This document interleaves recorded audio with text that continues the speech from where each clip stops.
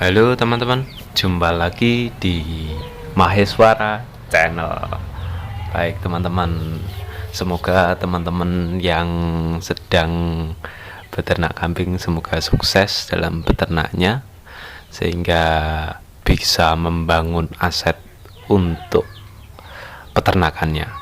Baik teman-teman, pada kesempatan kali ini saya akan bahas tentang bagaimana sih cara membangun aset agar peternakan kita itu berkembang. Nah, bagi teman-teman yang belum subscribe, silahkan subscribe channel ini. Bagi teman-teman yang sudah subscribe, silahkan like, share, dan berikan komentar di channel ini. Baik teman-teman, pada kesempatan kali ini kita akan bahas tentang bagaimana sih cara membangun aset dalam dunia peternakan kita, peternakan kambing maupun domba khususnya. Nah, ini teman-teman perlu ketahui bahwa potensi yang ada di wilayah kita harus kita baca terlebih dahulu. Kalau di wilayah kita itu potensinya banyak sekali pakan-pakan yang notabene berbentuk ramban-rambanan, kita bisa memelihara kambing maupun domba. Kalau di daerah kita itu potensinya adalah rerumputan, ini juga kita bisa beternak domba. Ini juga lebih baik. Meskipun si kambing ini juga tentunya mau ketika diberi pakan rumput, namun lebih baik ketika ada ramban-rambanan di situ, teman-teman bisa memberikan ramban-rambanan, karena protein, karena nutrisi ini ramban-rambanan cenderung akan lebih tinggi daripada rumputan. Baik teman-teman, pada kesempatan kali ini kita judulnya adalah bagaimana membangun aset untuk peternakan kambing maupun peternakan domba. Seringkali kita temui di kampung, di desa-desa itu banyak sekali para peternak ini lebih suka dengan memelihara kambing jantan. Nah, perlu teman-teman ketahui bahwa pemeliharaan kambing jantan ini memang baik karena arahnya pasti nanti adalah persoalan penggemukan, persoalan perdagingan. Lagi-lagi adalah persoalan perdagingan. Namun perlu kawan-kawan ketahui, perlu teman-teman ketahui bahwa dalam hal pemeliharaan ini sebenarnya akan lebih baik jika teman-teman itu memelihara betina. Nah, karena apa? Ketika teman-teman itu memelihara betina, dia akan selalu produktif untuk menghasilkan cempe-cempe. Nah, ini perlu teman-teman ketahui bahwa dalam dunia peternakan, jika ingin membangun yang namanya aset, memang dalam jangka waktu yang lama. Jangka waktunya lama kalau kita ingin membangun yang namanya aset bisnis kita. Ini jangka waktunya lama. Terus sekali lagi juga jangan sampai lupa bahwa teman-teman ini juga memiliki bank pakan. Bank pakan ini juga bagian daripada aset kita, entah itu lahannya sewa atau lahan milik sendiri. Yang penting kita sudah memiliki aset berupa pakan.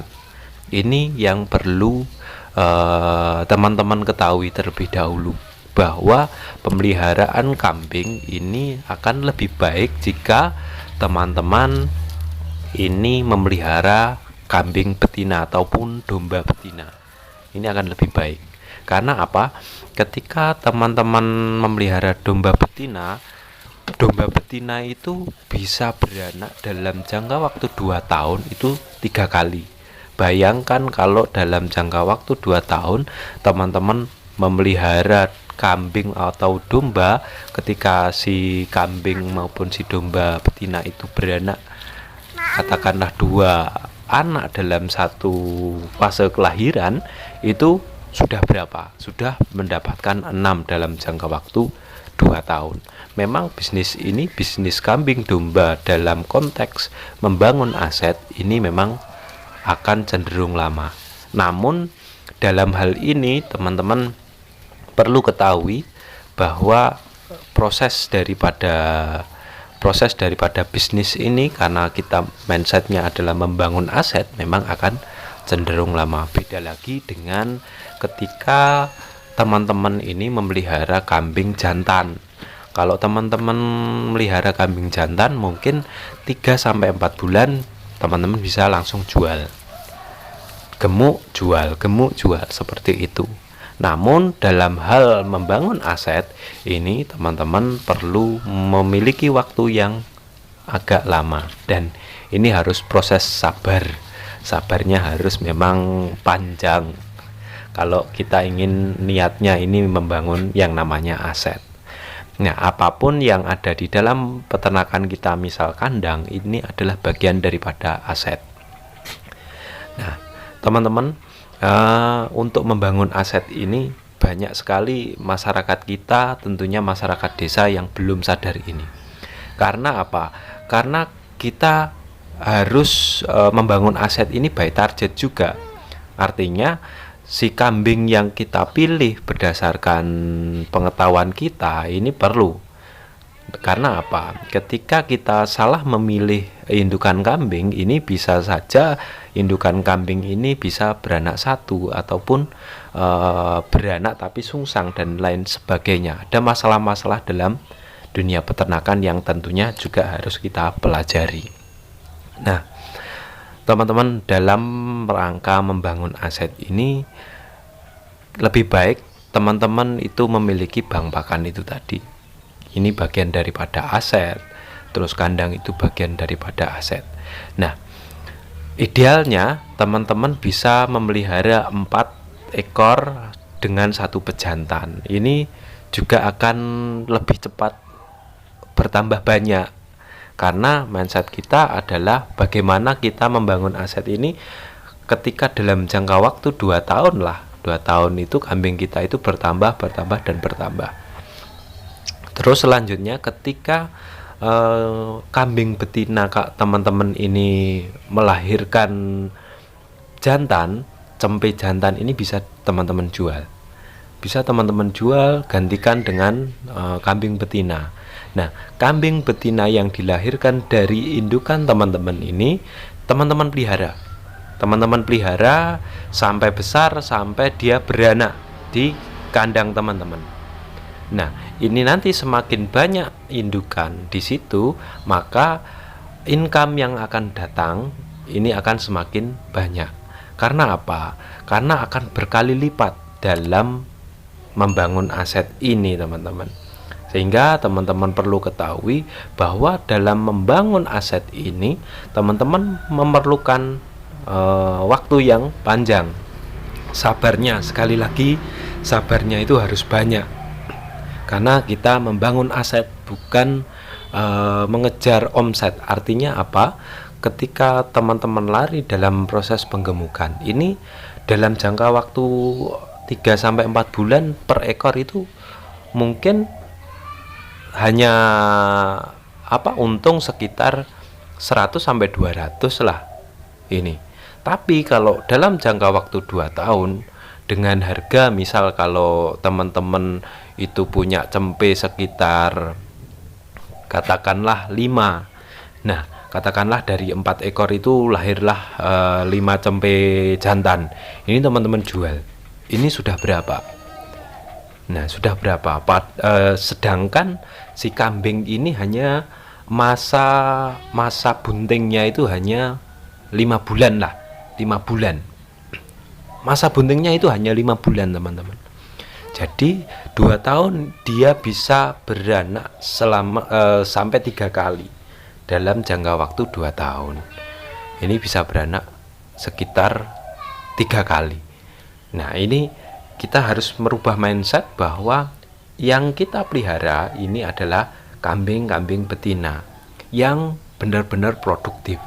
Nah, sebelumnya saya sudah buatkan konten bagaimana cara memilih indukan. Ini teman-teman perlu lihat saja videonya, bagaimana cara memilih indukan. Dan untuk memilih indukan, teman-teman bisa memilih kambing darah, bisa memilih kambing yang mungkin sudah laktasi 2 atau laktasi 3, karena batas maksimal kambing itu beranak itu kalau sudah 12 kali ke atas, ini anaknya akan ibaratnya bukan jelek ya, bukan jelek, tapi kualitasnya akan menurun karena sudah terlalu tua si indukan ini. Sehingga dalam proses pemilihan indukan ini juga perlu untuk kita membangun yang namanya aset.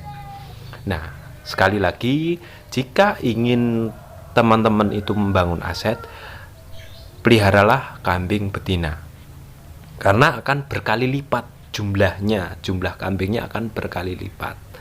Jangan memelihara kambing jantan kalau niat kita ingin membangun aset. Karena apa?